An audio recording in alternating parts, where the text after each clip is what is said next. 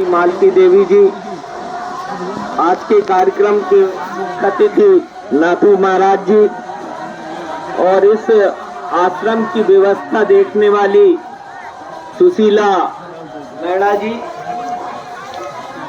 मंच का संचालन कर रहे रामलाल नेनामा जी और बांसवाड़ा से आए हमारे क्रांतिकारी विधायक जो बांदीदौरा से हैं जय कृष्ण पटेल जी। क्रांतिकारी इसलिए मैं उनको कह रहा हूँ कि एक बड़े पहाड़ को उनने उखाड़ के फेंक दिया, वहां नाम आप समझ गए। फिर दूसरे क्रांतिकारी हमारे छोटे भाई सैलाना के कमलेश्वर डोडिया जी, हमारे समाजवादी आंदोलन के, अब क्योंकि पार्टियों का ज्यादा मैं चक्कर में नहीं पड़ता क्योंकि पार्टियां बहुत हैं, डॉक्टर सोमेश्वर गरासिया जी, सोहनलाल डोडिया जी, कल सिंह मकवाना जी, मांगू दादा जी, रतन लाल जी,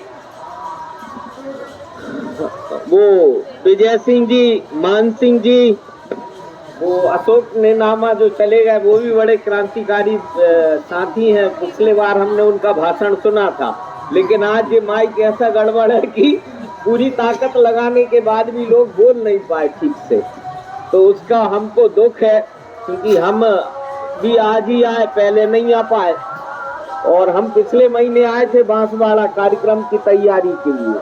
तो भाई का जो 100 साल उम्र हो गया, तो बाई का जन्म शताब्दी समारोह भी चल रहा है। तो 6 नवंबर को बाई का जन्मदिन था, तो बांसवाड़ा में उनका जो जन्मदिन मनाया गया, माने बाई का जन्म शताब्दी समारोह चालू हो गया। तो साल भर महान बाई का यहाँ राजस्थान में, मध्य प्रदेश में और दिल्ली में जन्म शताब्दी कार्यक्रम भी आयोजित करना है 2026 में हम सबको। तो अभी जब ये तैयारी की बैठक थी तो जो माइक वाले ने जो पैसा, तो यहाँ पूरा उसको हम लोग देते हैं, सुशीला भी बैठी है, लेकिन वो बदमाशी करके शायद ये नुक्कड़ सभा का माइक लगा दिया उसने यहाँ। तो अब यहाँ कई तरह की बदमाशी होती है। हम तो 27 वर्ष से देख रहे थे, आप लोग अभी बहुत सारे नए लोग आए हो, लेकिन पूरी रात जो है हमको तो हार्ट का प्रॉब्लम है, अटैक आ चुका है, ये वैक्सीन लगी है तो उसमें छल्ला डल गया है। तो लेकिन पूरी रात यहाँ झगड़ा करते रहते हैं पुलिस से, प्रशासन से, और बहुत लोग यहाँ गड़बड़ करते थे। लेकिन अभी 2-3 साल से, 1 साल तो माबू दादा बैठे हैं, जब गड़बड़ हो रहा था तो हम लोगों ने फिर वो जो अधिकारी था उसको कहा कि तुम यहाँ से चले जाओ, नहीं तो फिर यही आंदोलन होगा, पुण्यतिथि नहीं मनाएंगे। तो हम बोली वाले लोग हैं, लेकिन यदि कोई बंदूक की नोक से और सरकार की ताकत से हमको दबाएगा तो ये बोली हमारी गोली का काम करेगी, हम डरने वाले लोग नहीं हैं। और ये मामा जी यहाँ 90 वर्ष, मामा जी 27वीं पुण्यतिथि मना रहे हैं। मामा जी 27 वर्ष पहले हमको चले गए, लेकिन मामा जी का आज विचार ये है कि उनके जाने के बाद आज आदिवासी जो है समाज मामा जी के विचारों के लिए जीता है, लड़ता है और मरने के लिए संकल्पित है। लेकिन ये जो राजनीतिक आंदोलन है, लेकिन अच्छा है अभी आप लोगों ने एक औजार बनाया, हथियार बनाया, आपने अपना एक सांसद भी बनाया, वहाँ विधायक भी बनाया, मध्य प्रदेश में भी विधायक बनाए, और जय कृष्ण पटेल जैसे लोगों को और कमलेश्वर डोडिया जैसे लोगों को विधानसभा में पहुंचाने का काम किया, लोकसभा में पहुंचाने का काम किया। तो एक रास्ता निकाला है आपने, लेकिन ये जो रास्ता है पूरा देश और संविधान में, लंबा भाषण नहीं दूंगा क्योंकि जनता तो सो गई है। अब जो मंच में लोग बैठे हैं, अभी बहुत वक्ताओं ने कहा कि मंच खाली कर दो।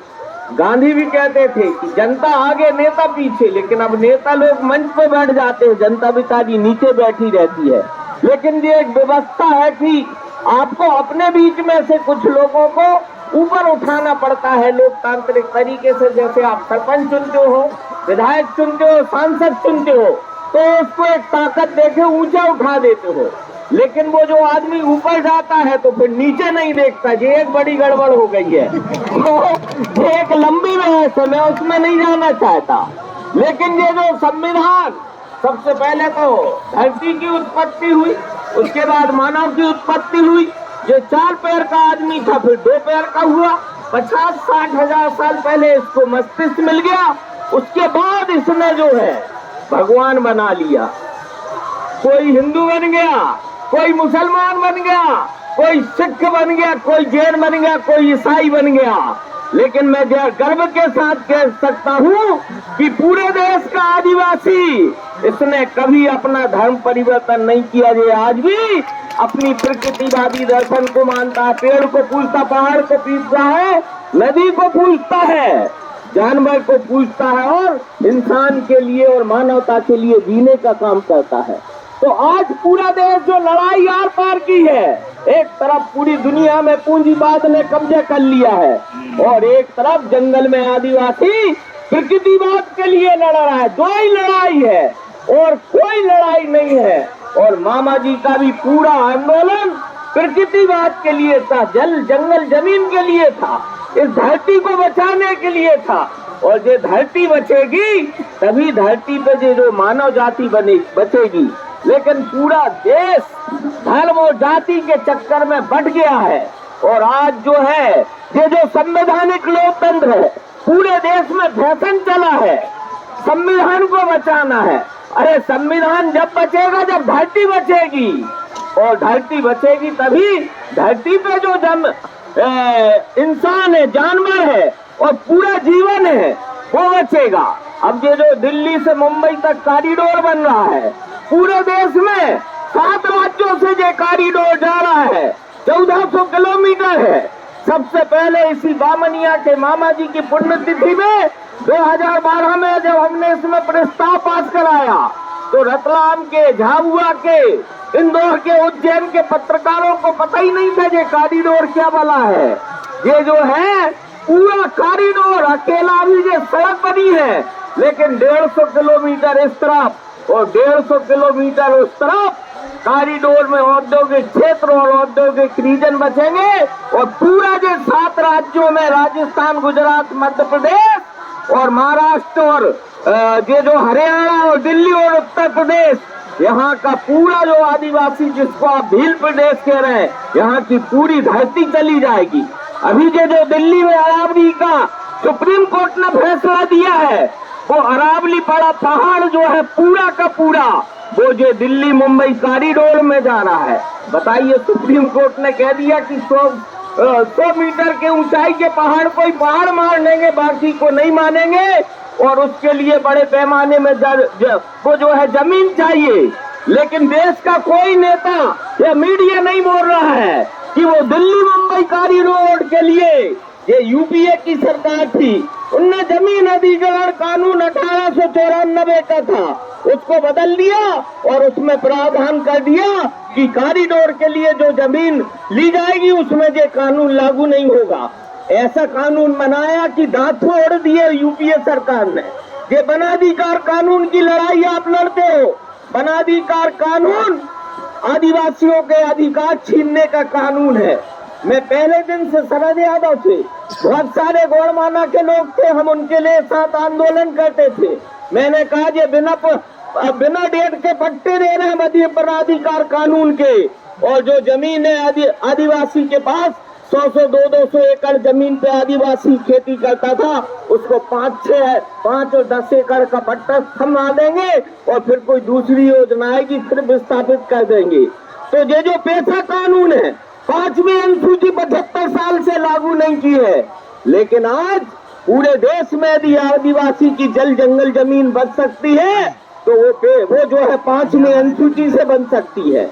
लेकिन दुर्भाग्य है, लद्दाख जैसी छोटी सी आबादी में जो वहाँ आंदोलन चल रहा है 5वीं अनुसूची का, वो सोनम वांगचू जो जेल में बंद है, वो आंदोलन आपके भील प्रदेश भीलांचल में भी चल रहा है। बिलेश खवाड़ी 1 साल से जेल में बंद है, लेकिन कोई पार्टी और कोई नेता बोलने तैयार नहीं है।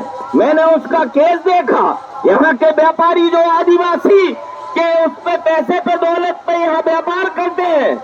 उनने बाजना और चलाना के व्यापारियों ने फर्जी मुकदमे लगा दिए हैं। हमारे जो कमलेश्वर बैठे हैं, विधायक जी बैठे हैं, एक मुकदमे में इनको भी झूठा फंसा रखा है। सारे मुकदमे हैं।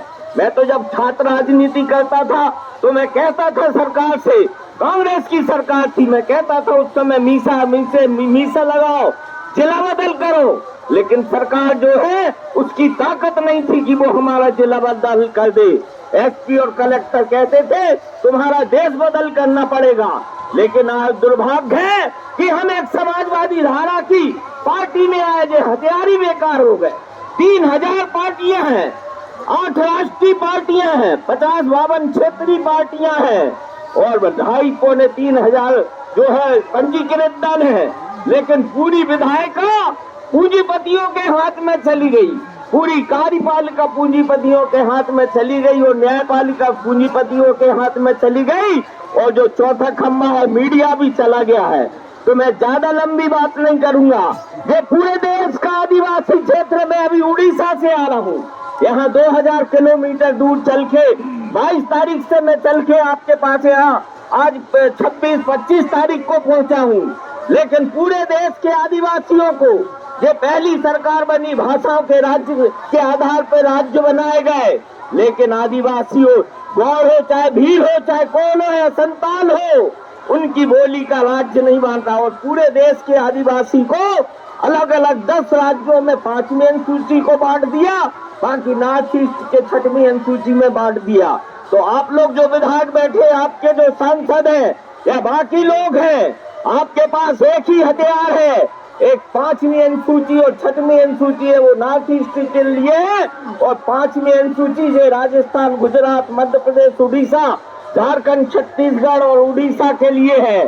तो ये पूरे अब जो मांग होना चाहिए, अब जातिगत की जनगणना हो रही है, फिर उसके बाद परिसीमन होना है, तो आपकी मांग होना चाहिए एक राज्य पुनर्गठन आयोग बने और पूरे देश के आदिवासियों को जो अलग अलग राज्यों में बांट दिया है, तो पूरे देश के आदिवासियों को 2 या 3 राज्यों में एक साथ इकट्ठा कर दिया जाए, तो भीलों का एक राज्य बन जाएगा, गोरवाना का एक अलग राज्य बन जाएगा, उसमें भी 4-5 प्रदेश के लोग आ जाएंगे, और संताल और मुंडा जो लोग हैं वो आबादी है, वो जो है उड़ीसा और छत्तीसगढ़ और झारखंड, आंध्र प्रदेश, तेलंगाना मिला के एक राज्य अलग मिल जाएगा और पूरा देश का आदिवासी ज्यादा से ज्यादा 3 राज्यों में वो आ जाएगा। तो ये बड़ी लड़ाई है, और ये बड़ी लड़ाई कोई पार्टियां, अभी जो मैं किसी एक पार्टी की बात नहीं कर रहा हूँ, बीमारी कैंसर है और लोग मलेरिया के लिए लड़ रहे हैं, तो कैंसर का मरीज मलेरिया की दवाई से कितने दिन जिंदा रहेगा। तो कैंसर की बीमारी समझो, उसका कारण समझो, और मामा जी ने जो रास्ता दिखाया है आपको बोली का, उस बोली के रास्ते पे बोली जिन्ना आदमी को मुर्दा बना दी है, और बोली मुर्दा आदमी को जिन्ना बनाने का काम करती है। आज पूरे भीलांचल में, पूरे देश में पूंजीवाद के खिलाफ अहिंसक बोली पे कहीं लड़ाई चल रही है, तो मामा जी के इलाके में चल रही है, और मुझे गर्व है कि आप लोग मामा जी के जाने के बाद भी 27 बरस से इस लड़ाई को लड़ रहे हैं, और आगे भी इस लड़ाई को लड़ोगे तो इसी भूलांचल से ऐसा भूकंप, ऐसा ज्वालामुखी और जो अरावली की लड़ाई चालू हो गई है, लेकिन वो पूरा सच नहीं है। लेकिन अब जो वोट से सरकार बदलती थी, आजकल ईवीएम आ गया है, तो बैलेट से चुनाव हो, ये 73वीं और 74वीं संविधान संशोधन है, पंचायत में ग्राम सभा को अधिकार मिले, ग्राम सभा को जैसे दिल्ली का बजट, जयपुर और भोपाल का बजट, वैसे ही पंचायत को बजट मिले। ये योजनाओं की जूठन हमको नहीं चाहिए। तो पहले गांव बचाना है और सबसे पहले धरती को बचाना है। ये धरती माता बचेगी, ये माही माता बचेगी, तभी हमारा आपका जीवन बचेगा। लेकिन अब माही में परमाणु बिजली घर लगा रहे हैं, अब इतनी पूरी जमीनें लूट रहे हैं, और राजस्थान में चुनाव के पहले कितने फर्जी मुकदमे लगाए, जिन पे फर्जी मुकदमे लगाए उनको वापस होना चाहिए। पूरे मध्य प्रदेश में आदिवासियों पे जिला बदलो फर्जी मुकदमे हैं, इनको वापस होना चाहिए, बिना शर्त वापस होना चाहिए। तो जनवरी के बाद मैं फिर आऊंगा इस इलाके में, और एक लोक क्रांति के रूप में। ये कोई पार्टी की लड़ाई नहीं है, ये धरती को बचाने की लड़ाई है। धरती बचेगी तभी ये संविधान बचेगा, तभी लोकतंत्र बचेगा। इन्हीं बातों के साथ मैं अपनी बात समाप्त करता हूँ। और रही बात, जो सरकारें आती जाती रहती हैं, आप लोगों ने एक रास्ता निकाला है, अपने साथी को लोकसभा भी पहुंचाया है, विधानसभा में भी पहुंचाया है। इनको ताकत देने का काम करो और इस लड़ाई को मजबूती को देने का काम करोगे। इन्हीं बातों के साथ मैं अपनी बात समाप्त करता हूँ। जय समाजवाद, जय प्रकृतिवाद, जय आदिवासी, जय मामा जी। बहुत बहुत धन्यवाद।